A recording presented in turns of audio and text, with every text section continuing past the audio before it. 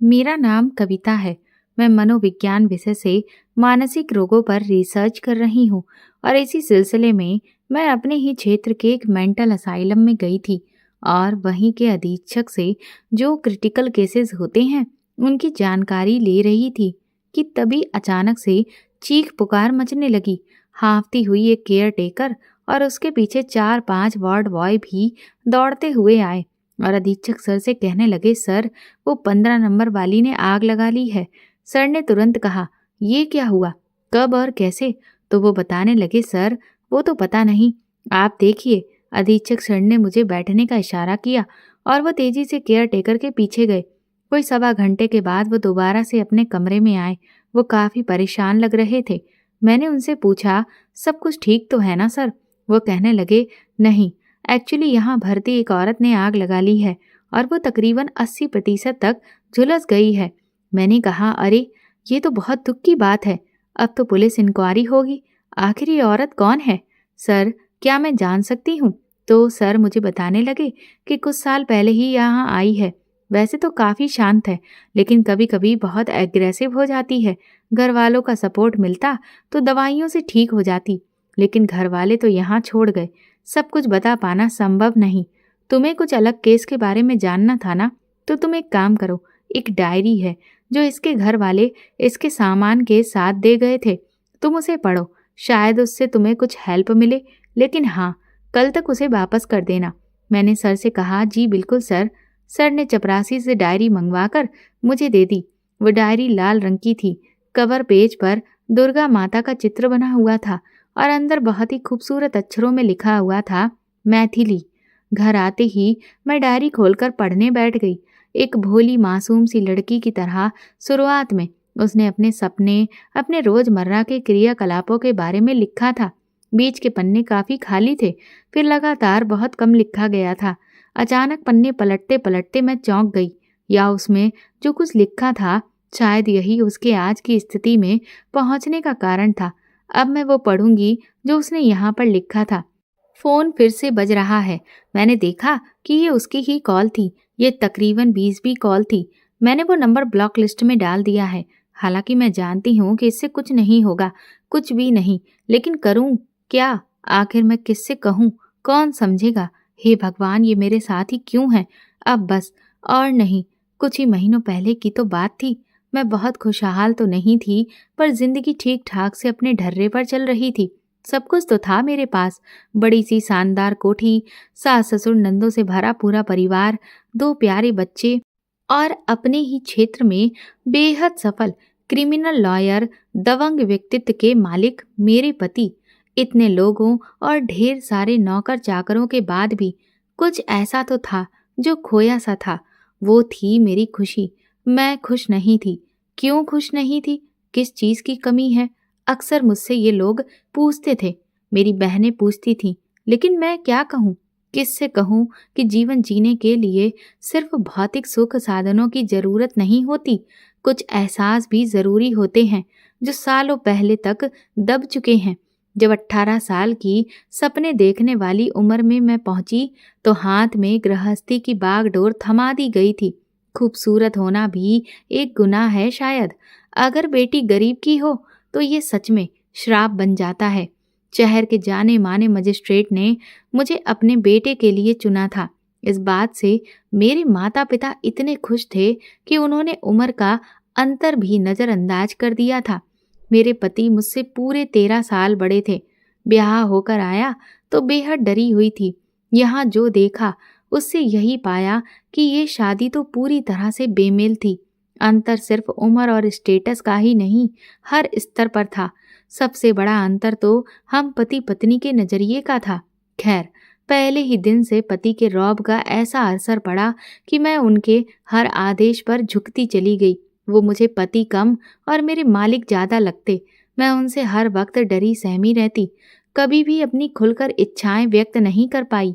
एक दिन धीरे से पढ़ने की इच्छा जाहिर की थी तो उन्होंने इस तरह से खा जाने वाली नजरों से घूरा कि मेरी आवाज तो मेरे हलक में ही अटक गई थी।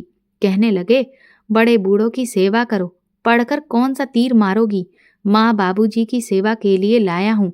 ब्याह कर पढ़ाने लिखाने के लिए नहीं। उस दिन के बाद से पढ़ने की कभी कोई बात नहीं हुई। माँ की दी हुई सीख के हिसाब से ससुराल में सबको खुश रखने का भरसक प्रयास करती। सब खुश भी थे मुझसे। साल बीतते हुए माँ बनने की खुशखबरी भी मिल गई। इतनी जल्दी मैं माँ बनने को तैयार नहीं थी, पर घर में सभी को बच्चे की बहुत जल्दी थी, तो सबकी इच्छा के आगे भला मेरी क्या चलती। मेरी बेटी के जन्म के समय मैं चाहती थी कि मेरे पति मेरे पास रहें, थोड़ा वक्त मेरे साथ गुजारें। लेकिन उनकी व्यवस्थाएं बढ़ती ही जा रही थी। वो सुबह कोर्ट निकल जाते और दोपहर में ही खाना खाने आते, थोड़ा आराम करके फिर कोर्ट चले जाते। फिर वो सीधा रात को ही घर में आते, अपने फाइलों के ढेर के साथ। घर के ही एक कमरे में बने ऑफिस में वो कई बार आधी रात तक फाइलों से सर खपाते रहते। मैं उनसे बात करने को तरस जाती। मैं उन्हें बताना चाहती थी कि आज मैंने क्या क्या किया। आज मैंने बच्चे की धड़कन महसूस की, आज बच्चे ने पहली बार लात मारी। लेकिन उनके पास ये सब सुनने के लिए वक्त ही कहाँ था। बच्ची के जन्म के बाद भी उनका यही शेड्यूल बना रहा। शिकायत का भी कोई फायदा नहीं था, क्योंकि शिकायत सुनने वाला कोई था ही नहीं। हार कर मैंने अपने इस जीवन को ही अपनी किस्मत मान लिया था। मैंने अपनी बेटी में अपना मन लगाना शुरू किया, उसमें अपना बचपन खोजने लगी। समय अपनी गति से बीत रहा था। देखते ही देखते मैं एक और गोल मटोल से बेटे की भी माँ बन गई। मेरी खुशियाँ, मेरी आशाएं, अपेक्षाएं सब अपने बच्चों तक ही सीमित होकर रह गई थीं। कभी मायके जाती तो अपनी हम उम्र सहेलियों को ठिठोली करते देख मानो फिर से वही पुरानी मैथिली बन जाती। जी भरकर जीने की कोशिश करती, पर ये दिन ज्यादा देर तक एक से नहीं रह पाते। मायके में मुझे ज्यादा रुकने की इजाजत नहीं थी। माँ बाबूजी कटकर रह जाते, मानो अपनी हैसियत से ऊंचे खानदान में लड़की ब्याहने की यही सजा हो। मेरी शादी हुए 16 साल बीत चुके थे। जिंदगी ऐसे ही चल रही थी। एक दिन घर मिलने आई बहन ने कहा, लाओ दीदी, आपका फेसबुक अकाउंट बना दूं। नौकर चाकर होने के बाद भी सारा दिन बस घर में सर खपाती रहती हो। मैंने उससे कहा, छोड़ो, मेरे पास इतना टाइम कहाँ है। मैंने कोई रुचि नहीं दिखाई, पर वो कहने लगी, अरे इसमें करना ही क्या है। इसमें परिवार वाले, स्कूल के दोस्त, पुराने बिछड़े सब यहीं मिल जाएंगे। कभी कभी ऑनलाइन आकर मिलजुल लिया करना, और क्या। मैंने कहा, अच्छा, सबसे फेसबुक पर मिलना हो जाएगा तो फिर ठीक है, बना दे मेरा अकाउंट और मैनेज करना भी सिखा दे। उसने फेसबुक अकाउंट बनाया और मेरी एक अच्छी सी तस्वीर भी डीपी में लगा दी। कुछ परिवार वालों को रिक्वेस्ट भी भेज दी थी। काम से फुर्सत होकर मैं कभी कभी फेसबुक देख लेती। सबको जन्मदिन की बधाई देना और डीपी पर लाइक करने के अलावा कुछ नया, ये मन बांधने जैसा कुछ भी नहीं मिलता तो 5 मिनट में ही बंद भी कर देती थी। एक रात पतिदेव तो ऑफिस में ही बैठे रहे। मैं फेसबुक चलाकर इंतजार के लम्हे काट रही थी कि तभी एक नोटिफिकेशन चमका। किसी ने रिक्वेस्ट भेजी थी। यूं तो मैं रुचि न होने की वजह से रिक्वेस्ट नहीं देखती थी, ना कंफर्म करती थी, पर उस दिन समय काटने के लिए आज मैंने रिक्वेस्ट भेजने वाले की प्रोफाइल खोली। रजत मिश्रा, उम्र 24 साल, बनारस। भेजने वाले की डीपी काफी आकर्षक थी। मैं देखने लगी। काफी तस्वीरें थीं, बहुत सारी मनोरंजक पोस्टें भी थीं। ऐसा लगता था ये रजत काफी मनमौजी और हंसने हंसाने वाले स्वभाव का बंदा था। मैं मुस्कुरा पड़ी। इतने सालों बाद आज अनायास मेरे होठों पर मुस्कुराहट आई थी। पति के लौटते ही मैंने फेसबुक बंद कर दिया।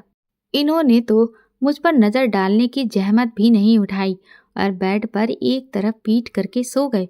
मेरे मुंह से कराहसी निकल गई थी, क्योंकि कल मेरा जन्मदिन है और मैं कब से ये प्रतीक्षा कर रही थी कि ये आएंगे और एक मुबारकबाद मुझे जरूर देंगे।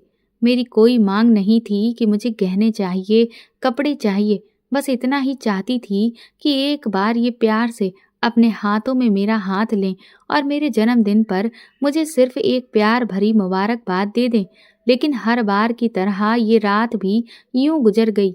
दोपहर से काम से फ्री होकर मैं लंच पर उनके आने का इंतजार कर रही थी, ताकि गरम रोटियां सेक कर खिला सकूं। थोड़ी देर सोचते हुए फ़ोन उठाया तो एक और नोटिफिकेशन चमक रहा था। वो मैसेज रिक्वेस्ट का था। देखा तो ये कल वाले लड़के के ही मैसेज रिक्वेस्ट थी। उसने लिखा था, रिक्वेस्ट कबूल करने का क्या लेंगी मोहतरमा? कब से आवेदन किया है, कृपया कर निवेदन स्वीकार करें। उसकी ऐसी भाषा शैली पर हंसी आ गई। मैंने अभी उसकी रिक्वेस्ट कंफर्म नहीं की थी, ना मैसेज का कोई जवाब दिया। पतिदेव आ गए थे। मैंने तुरंत खाना लगाया। स्पेशल लंच की ओर भी उनका कोई ध्यान नहीं गया। खाना खाते हुए भी लगातार वो फोन पर बात कर रहे थे। मन में कहीं ये इच्छा फिर एक बार उठकर दफन हो गई कि वो मुझे बर्थडे विश करते। खैर, उनके जाने के बाद मैं बहुत देर तक अपने घर वालों से फोन पर बात करती रही। मन भारी होता जा रहा था। रात में भी खाना खाकर वो सोने चले गए तो मेरे सब्र का बांध टूट गया। क्या मैं सिर्फ एक काम वाली बाई की हैसियत रखती हूँ? वो भी पगार लेती है, छुट्टियां लेती है। मैं तो बिना पगार, बिना छुट्टी वाली बाई हूँ। आंसू पोंछते हुए न जाने क्यों मैंने फोन उठाया। नेट ऑन किया तो फिर एक नोटिफिकेशन। मैंने जिज्ञासा बस देखा। उसी लड़के ने फिर मैसेज भेजा था, रिक्वेस्ट एक्सेप्ट नहीं करनी तो मत करिए मैडम, पर बर्थडे विश तो ले लीजिए। Happy birthday ma'am. मैं आश्चर्यचकित थी। मेरा पति घोड़े बेचकर सो गया। 24 घंटे में उसने एक बार भी मुझे विश नहीं किया था। पर ये पराया लड़का, इसे क्या पड़ी है मुझे विश करने की? ना चाहते हुए भी मेरी उंगलियों ने मैसेज रिक्वेस्ट एक्सेप्ट पर क्लिक कर दिया। मैंने टाइप किया थैंक यू और सेंड कर दिया। फिर तुरंत ही उधर से जवाब आया, मैसेज रिक्वेस्ट कबूल करने का शुक्रिया मैडम, अब फ्रेंड रिक्वेस्ट कब कबूल करेंगी? मैंने कहा मैं अनजान लोगों का मित्रता निवेदन स्वीकार नहीं करती। वो कहने लगा ठीक है, तो कुछ दिन बाद बात कीजिए, जब अनजान ना रहूं तब दोस्त बना लीजिएगा। साथ में मुस्कुराते हुए 2 इमोजी भी भेज दिए। मैंने कहा अरे मुझे तुमसे बात नहीं करनी। तो बोला लेकिन क्यों मैडम, क्या मैं इतना बुरा लगता हूँ? क्या मैं बदतमीज मवाली लगता हूँ? मैंने कहा ऐसा कुछ नहीं है, बस मुझे इसमें कोई रुचि नहीं है, ना मेरे पास इतना टाइम है। ये मैसेज करके मैंने नेट ऑफ कर दिया और सोने की कोशिश करने लगी। 2 दिन तक मैंने फेसबुक नहीं चलाया और ना नेट ऑन किया। लेकिन लोग शांति से रहने कहाँ देते हैं। बहन ने फोन किया, व्हाट्सएप पर मैसेज किया, तुमने देखा ही नहीं, सब ठीक तो है ना? मैंने कहा हाँ ठीक है, बस फुर्सत नहीं मिली। मैंने टालने की कोशिश की, लेकिन मजबूर होकर नेट ऑन करना ही पड़ा और ऑन होते ही मैसेंजर के मैसेज पॉपअप होने लगे। मैंने सोचा, हे राम, इतना कौन याद कर रहा है मुझे? व्हाट्सएप से पहले मैंने मैसेंजर खोल दिया। उसी लड़के के मैसेज थे, 1-2 नहीं बल्कि कई सारे। लिखा था, गुड मॉर्निंग मैडम, आज आप ऑनलाइन नहीं आई, लगता है आप नाराज हैं मुझसे। सॉरी, पर प्लीज ऑनलाइन आइए, आज दूसरा दिन है। आज भी आप नहीं दिखी, क्यों? उदासी भरे इमोजी। क्या हुआ है आपको? तबीयत ठीक है ना मैडम? मुझे अब चिंता हो रही है, भगवान करे आप ठीक हो। नाराजगी, उदासी, तबीयत खराब जो भी है बताइए प्लीज। उसके बाद एक के बाद एक लगातार दुखी भाव प्रदर्शित करने वाले इमोजी थे। हद है, ये लड़का तो पीछे ही पड़ गया। चाहता क्या है? आखिर ये तो तय था कि मैं फेसबुक पर नहीं हूँ तो भी ये मैसेज भेजता रहेगा। सोचा इससे बात ही कर लूं। मैंने उसे रिप्लाई दिया, मैं ठीक हूँ और फालतू के मैसेजेस भेजना बंद करो। 5 मिनट बाद ही जवाब आया। फिर फेसबुक से नाराजगी थी या मुझसे? मैंने कहा, तुम सारा दिन ऑनलाइन रहते हो, कोई काम नहीं है क्या? कहने लगा, आपके मैसेजेस के इंतजार में ऑनलाइन है, वरना खाली नहीं हूँ। खेती बाड़ी है, बटाई पर खेत दिए हैं और भैया के साथ उनके बिजनेस को देखता हूँ। मैंने कहा, मेरी इतनी चिंता करने की जरूरत नहीं है तुम्हें, समझे? इस पर आपका जोर नहीं है। आप मुझे रत्ती भर भाव ना दें, पर मैं आपकी चिंता करूंगा, ये मेरी इच्छा है। मैंने कहा, मान ना मान, मैं तेरा मेहमान?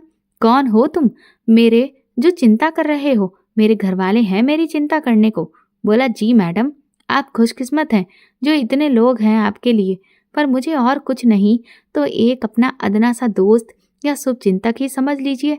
मैंने कहा, तुम तो पीछे ही पड़ गए।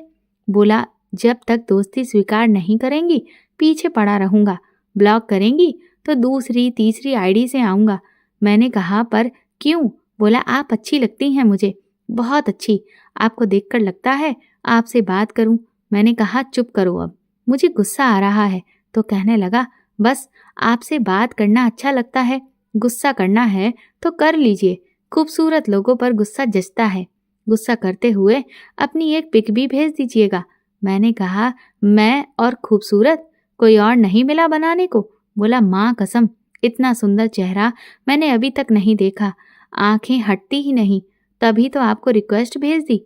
पर कहते हैं ना, खूबसूरत लोग संग दिल होते हैं। आपने अभी तक एक्सेप्ट ही नहीं की। मैंने जवाब दिया, बकवास बंद करो, मुझे और भी काम है, अब मैसेज मत करना। ये कहकर मैंने नेट ऑफ कर दिया। लेकिन मन ही मन सोचने लगी, मैं और सुंदर 16 साल पीछे चली गई। मेरी सास शुरू शुरू में कहती थी, चांद का टुकड़ा लाई हूं अपने बेटे के लिए, पर पतिदेव ने शायद ही कभी कोई ऐसा कॉम्प्लीमेंट दिया हो। उनकी नज़रों में कभी अपने लिए प्रशंसा जैसा कोई भाव नहीं देखा। वो बिस्तर पर कभी कभी मेहरबान होते तो भी एक दाता का भाव रखते, मानो इस तरह की मुझ पर एहसान कर रहे हों। एक गहरी सांस लेकर मैं अपने काम में बिजी हो गई, लेकिन उसकी बातें बार बार दिमाग में आती रहीं। थोड़ी देर सोचने के बाद बकवास कहकर मैंने अपना सर झटक दिया। पर आज नहा धोकर आईने के सामने खड़ी हुई तो ना चाहते हुए भी बस खुद को निहारने लगी। उसकी बात दिमाग में चलने लगी, आप खूबसूरत हैं। आज बरसों के बाद जी भरकर खुद को आईने में निहारा और स्वयं पर ही मुस्कुरा उठी। रात को पतिदेव खर्राटे भर रहे थे, पर मेरी आंखों में न जाने क्यों नींद नहीं थी। फेसबुक खोला तो आशा के हिसाब से कुछ मिनट बाद उसका मैसेज आया, सोई नहीं आप? मैंने मैसेज इग्नोर कर दिया। उसके 2-4 और भी मैसेज आए, पर मैंने जवाब ना देना ही ठीक समझा। सुबह उठकर मैसेंजर चेक किया तो उसका कोई नया मैसेज नहीं था। चलो, शायद समझ गया कि मुझे उसकी पंचायत अच्छी नहीं लग रही। लेकिन आश्चर्य हुआ मुझे जब पूरे दिन उसका कोई मैसेज नहीं आया। आज छठा दिन था और अब तक उसका कोई मैसेज नहीं आया था। शायद समझ गया है कि मैं उसे नज़रअंदाज करती हूँ, पर कहीं वो बीमार तो नहीं। मुझे उसकी चिंता न जाने क्यों हो रही है। मैं खुद से ही सवाल जवाब कर रही थी। एक बार पूछना तो चाहिए, पर वो क्या सोचेगा। मैंने उसकी प्रोफाइल खोली। उसके दोस्तों ने उसे टैग करके उसके जल्दी ही स्वस्थ होने की कामना करते हुए पोस्ट की थी।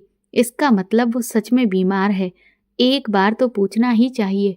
मैंने हिचकते हुए मैसेज किया, हेलो, कैसे हो? घंटे भर बाद जवाब आया, आपने पूछ लिया, अब अच्छा हूँ।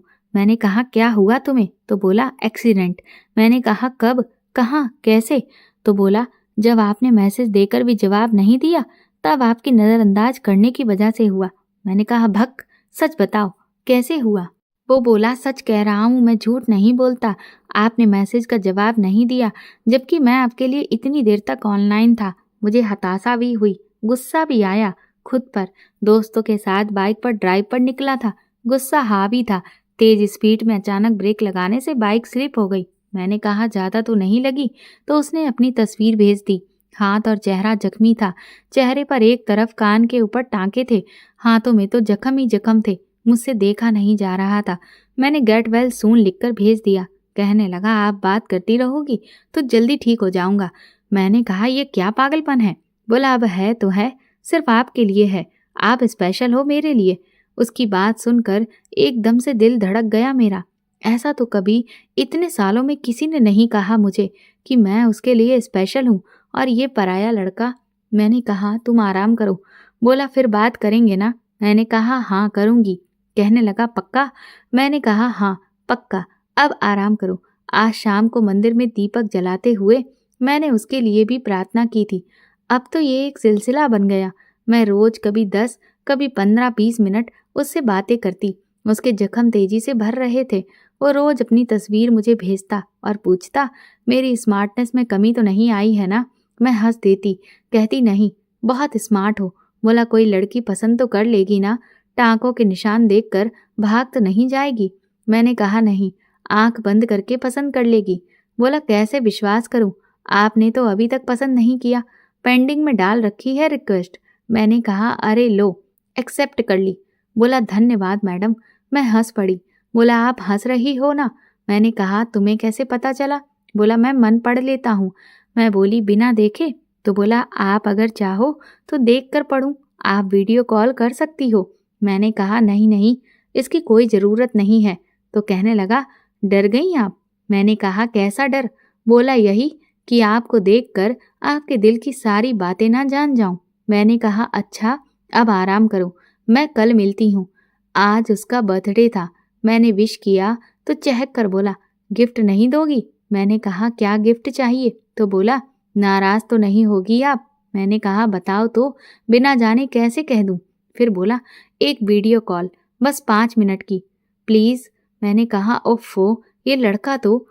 मैंने कहा, लाओ वीडियो कॉल कर लेती हूँ। वह चहक उठा, थैंक यू, थैंक यू। मुझे तो लगा था कि डांट दोगी।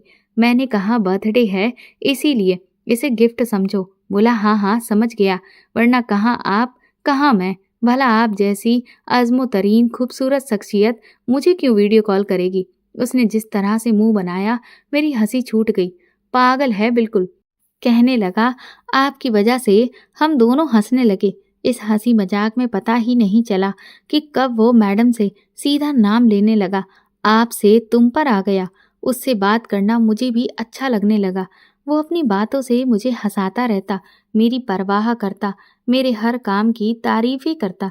जब भी किसी भी वजह से मैं मायूस होती तो अपनी बातों से एक नई ऊर्जा भर देता। मैं एक अनजानी सी खुशी महसूस करने लगी थी। दिन गुजर रहे थे। मैंने कब आईने में खुद को देर तक निहारना और बेवजह मुस्कुराना शुरू कर दिया, मुझे खुद पता नहीं था। अब तो मैं गुनगुनाने भी लगी थी। 3 महीने में वो मेरी आदत बन चुका था। हम दोनों एक दूसरे से बात करने का इंतजार करते। 2 दिन बाद मेरी वैवाहिक वर्षगांठ थी। जब रजत को ये बात पता चली तो उसने चुटकी ली। तो फिर मैडम, कैसे सेलिब्रेट करने वाली हैं? सर की जेब को चूना लगाने वाली है ना? शरारत से कहने लगा। बोलो ना, क्या क्या करने वाली हो? मेरा मतलब, क्या गिफ्ट दोगी सर को? उनसे क्या मांगा है? बताओ बताओ। उसने आंखें चमकाईं। मैंने कहा, कुछ नहीं मांगा उनसे, और मैंने भी कुछ गिफ्ट नहीं लिया उनके लिए। उन्हें पसंद ही नहीं आता किसी का भी लाया हुआ कुछ। बस शानदार खाना बनाऊंगी, शाम को कहीं बाहर खाना खाएंगे फैमिली के साथ, और हो गया। बोला, बस? मैंने कहा, हाँ। वो कुछ देर शांत रहा, फिर बोला, लगता है सर काफी रिजर्व नेचर के हैं। मैंने कहा, हाँ, यही समझो। बोला, रोमांटिक नहीं है ना? मैंने कहा, ये तुम कैसे कह सकते हो? तो बोला, तभी एनिवर्सरी पर भी पूरे परिवार को साथ ले जाते हैं। अरे, कम से कम इस दिन तो दोनों को क्वालिटी टाइम बिताना चाहिए साथ में। परिवार तो वैसे भी साथ रहता ही है। कहाँ फंस गई तुम बोरिंग आदमी के साथ? मैंने कहा, 1 मिनट, ये तुम मेरे पति के लिए कह रहे हो? बहुत ज्यादा बोलने लगे हो। मैं चिढ़ गई। बोला, सॉरी, पति चाहे जैसा भी हो, भारतीय नारी उसके खिलाफ कुछ सुन नहीं सकती। काश मुझे भी ऐसी ही पत्नी मिले। मैंने कहा, हाँ, अच्छी ही मिलेगी। बोला, अच्छी नहीं, तुम्हारे जैसी। मैंने कहा, हाँ ठीक है बाबा, मेरे जैसी। बोला, तुम्हारे जैसी मिल गई ना तो सर आंखों पर बिठा कर रखूंगा उसको। एनिवर्सरी पर तो ऐसा सरप्राइज दूंगा कि बस सुबह सुबह उसे प्यार से उठाऊंगा, फिर उसकी पसंद का नाश्ता अपने हाथों से बनाकर उसे खिलाऊंगा। वो मेरे लिए लंच बनाएगी, मैं किचन में उसकी हेल्प करूंगा।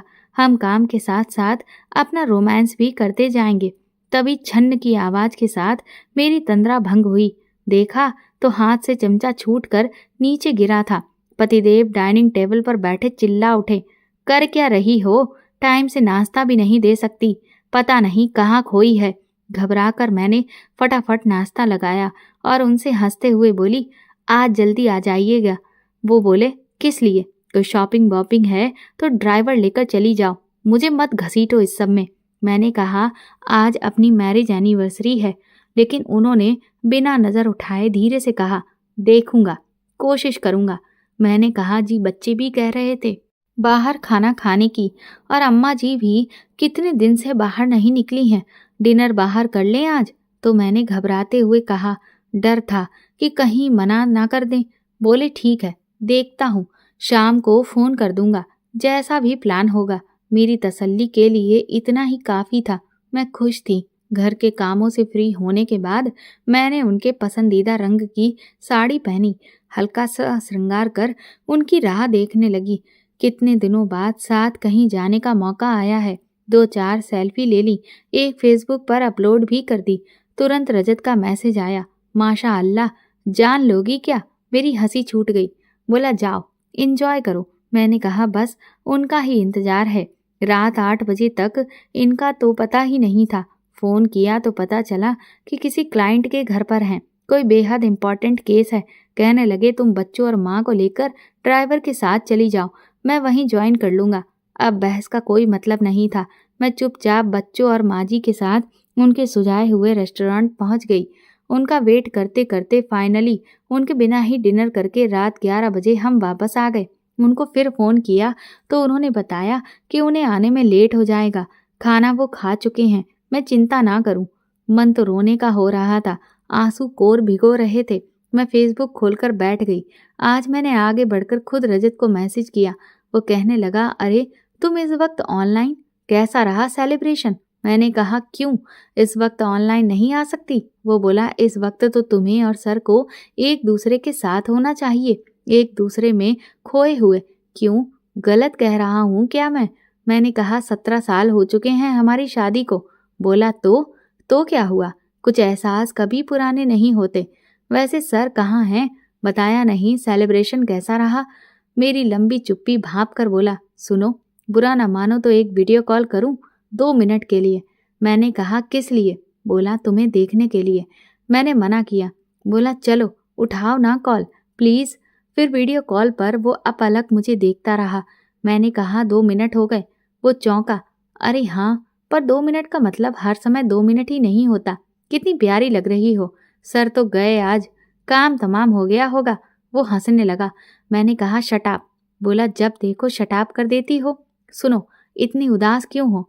बोलो तो। उसके लगातार पूछने पर आखिर मेरे सब्र का बांध टूट गया। सब कुछ जानकर वो मुझे ढांढस बनाता रहा। कहने लगा, रो मत, देखो इतना महंगा काजल बह रहा है। मैंने कहा भाड़ में गया काजल। बोला सुनो, मुझे अच्छा नहीं लगता तुम्हारा रोना, बस करो ना। अगर अभी आंसू निकले तो मैं तुम्हारे आंसुओं को पी लूंगा। रो मत। ये सुनते ही मेरे आंसुओं पर ब्रेक लग गया। बोला बस हो गया, अब नहीं रोगी। वो मुस्कुराया। मैंने फिर से शटाप कहा। बोला फिर शटाप? ये सही है, जब देखो मैडम डांट पिला देती हैं। वो मुंह बनाते हुए बोला, तो मैं ऐसे वक्त में भी मुस्कुरा दी। बोला हाँ, बस ऐसे ही मुस्कुराया करो, इसी मुस्कान पर तो मैं फिदा हूँ। वो आंख दबाते हुए बोला।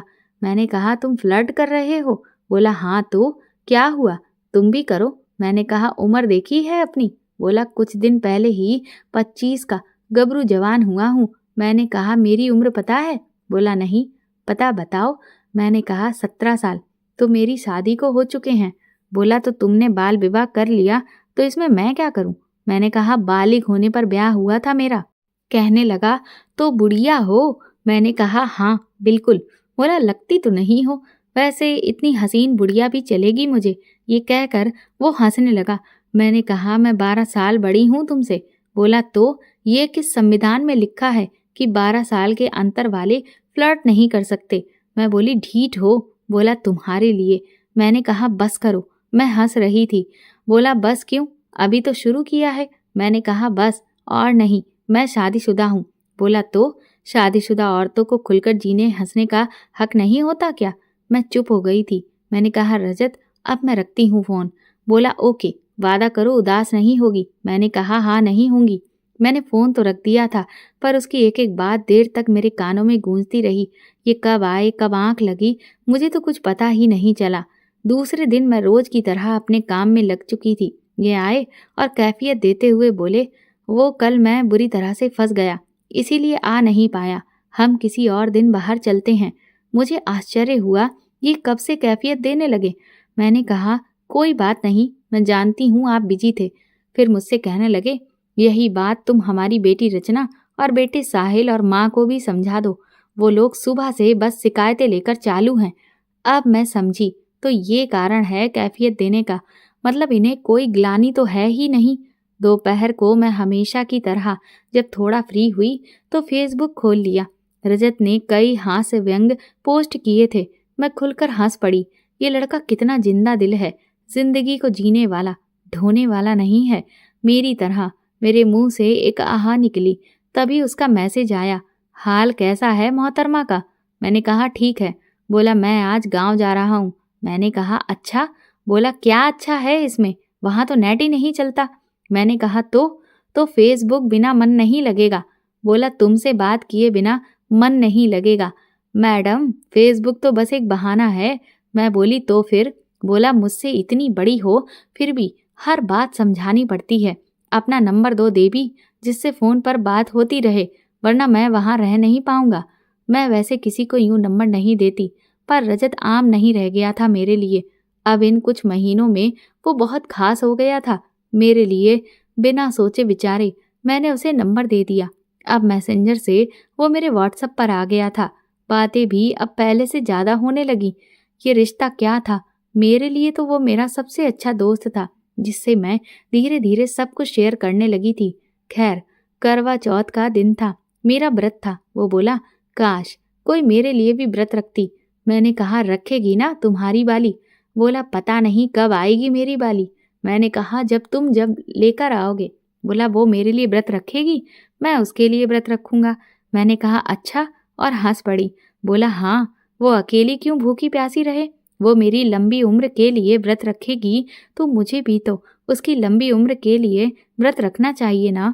मैंने कहा फिर तो वो बहुत भाग्यशाली होगी। बोला बेशक, मेरी बाली भाग्यशाली ही होगी। न जाने क्यों मन में कुछ कसक सा गया था उसकी बातें सुनकर। कहने लगा जब पूजा के लिए तैयार होना तो एक पिक मुझे भी भेज देना, मैं तुम्हें देखना चाहता हूँ। मैंने ना हाँ कहा ना कहा।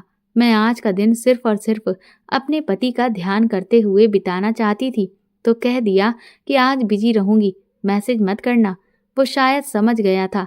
रात फिर वही कहानी दोहराई गई। मेरे पति कभी समय पर मेरे लिए घर आने का वादा पूरा नहीं कर पाए थे। ऐसे समय में मैं हमेशा यही सोचती कि मैं उनके लिए अहमियत रखती भी हूँ या नहीं। मेरी स्थिति सिर्फ घर परिवार का ध्यान रखने वाली, खाना बनाकर देने वाली और कभी कभार पति पत्नी की जरूरत पूरी करने वाली ही होकर रह गई है।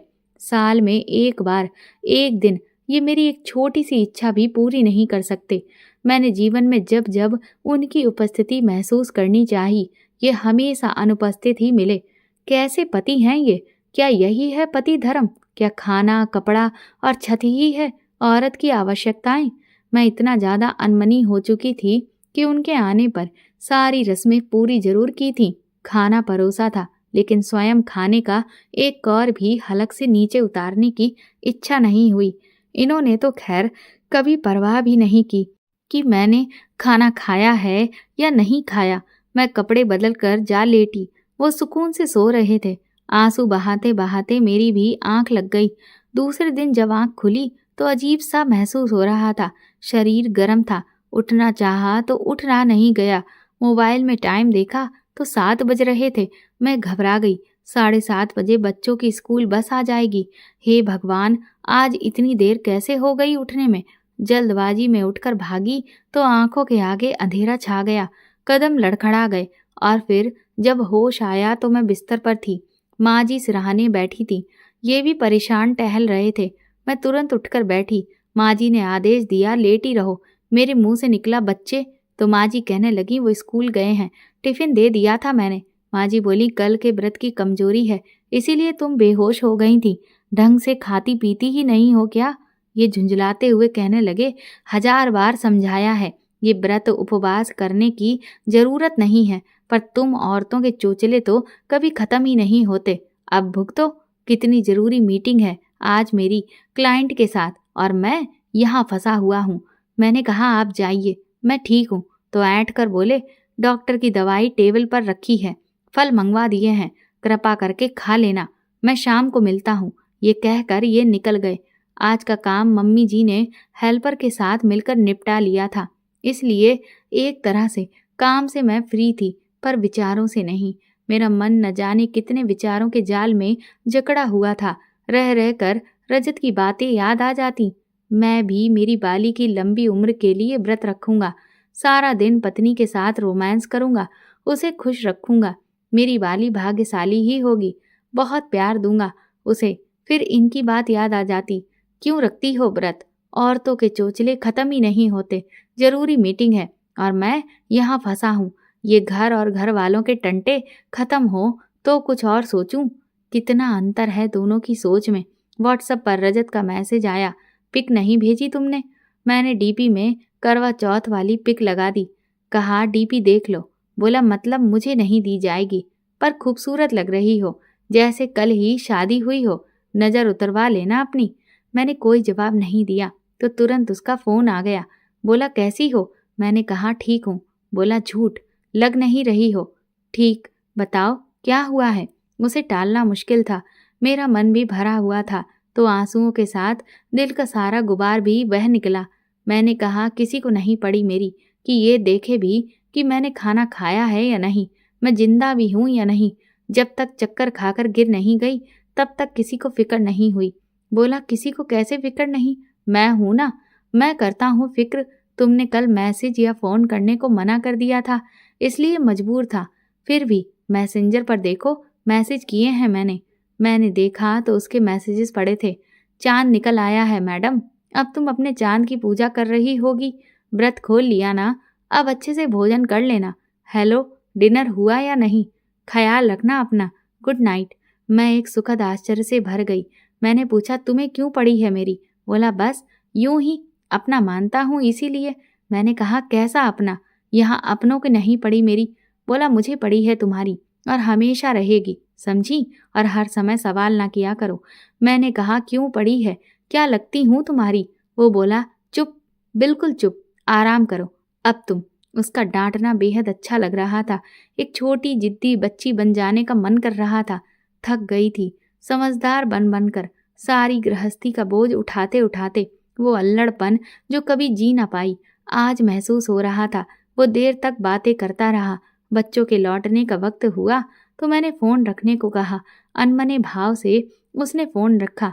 अब बहुत हल्का, बहुत अच्छा महसूस हो रहा था। मैं चुपचाप उठकर बच्चों के खाने की तैयारी में लग गई। रात को सब सो चुके थे पर मैं जाग रही थी। रजत व्हाट्सएप पर खैरियत पूछ रहा था। अचानक वो कह उठा, रोया ना करो, मुझसे देखा नहीं जाता। तुम्हें पता नहीं कि मैं कितना बेचैन हो जाता हूँ।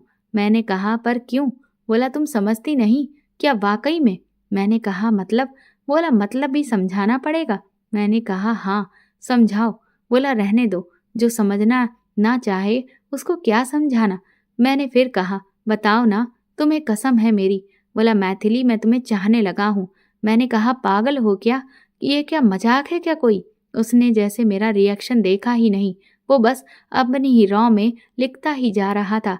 बोला मेरी सुबह तुम्हारे ख्याल से शुरू होती है, रात तुम्हारे ख्यालों में गुजरती है। किसी से बात करने का मन नहीं होता, सिर्फ तुम ही तुम छाई रहती हो। I really really love you. मैंने कहा शट अप, क्या अंट संट बके जा रहे हो? मैं जा रही हूँ, गुड नाइट। ये कहकर मैंने फ़ोन रख दिया, लेकिन पूरी रात उसकी बातों ने मुझे सोने नहीं दिया। आई लव यू, पूरी रात यही वाक्य मेरे जहन में गूंजता रहा। दोस्तों, आपको ये कहानी कैसी लग रही है हमें कमेंट करके ज़रूर बताएं। इसका आखिरी भाग कल चैनल पर अपलोड कर दिया जाएगा, जिसमें आपको पता चलेगा कि आखिर मैथिली के साथ ऐसा क्या हुआ कि उसकी ये हालत हो गई थी। तब तक आप मेरे चैनल पर बने रहिए। Thank you.